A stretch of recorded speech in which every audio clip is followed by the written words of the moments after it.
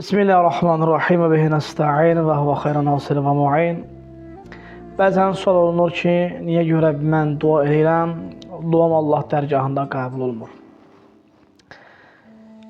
İmam Səcid əleyhissalam bu barədə gözəl bir hədisi var. Buyurur ki, İnnə dua'l mu'min limən thələthi xisal. Buyurur ki, müminin heç vaxt duası başa getməz.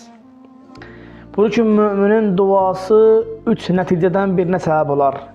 Yəni, əgər dua qəbul olmasa, Allah əvəzində 3 dənə şey ona əta eləyər. Buyurur ki, və əmma ən yudaxirə ləh. Biri budur ki, ya o duanı qəbul eləməz. Bir insan ki, dünyada dua eləyir. Allah bəzən o duanı qəbul eləməz.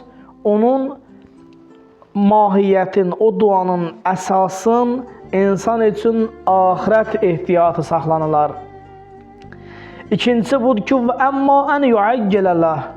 İkincisi budur ki, etdiyi dua dünyada mütləqən qəbul olar. Yəni, gec ya tez dua qəbul olar.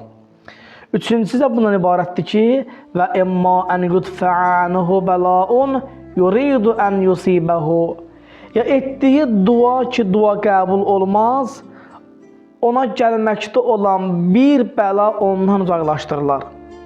Yəni, bir insanın ki, duası qəbul olmur, bir mümin ki, dua eləyir, Allah mənəm filan duamı qəbul elə. Əgər insan o duası qəbul olmasa, üçüncü budur ki, deyir, dua boşa getməz. Üçüncüsü budur ki, insana Allah eləməsin etdiyi günah işlərin müqabilində bir bəla gələcəkdir. Allah-u Teala duadan mühüm bilib bu bəlanı dəf etmək üçün o duanın qəbul olmasını saxlayır. Onun əcrin o bəlanın aradan qaldırmaq üçün istifadə edir. Yəni, bir mümin ki, dua eləyir, onun heç vaxt duası boşa getməz. Biri bu oldu ki, ya duanın müqabilində Allah-u Teala axirətdə əcr verir insana, ya o duanı Allah bu dünyada elə müstəcab eləyər. Üçüncüsü də budur ki, Allah o duanı qəbul eləməz. Lakin onun əvəzində insanın günahının müqabilində başına hər hansı bir bəla gələcəkdir. O dua ki, qəbul olmadı, həmin o dua qəbul olunmur.